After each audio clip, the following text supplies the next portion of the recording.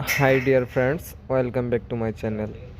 Today I am going to show you how to change Redmi 14C control center. Okay, let us start following my all steps.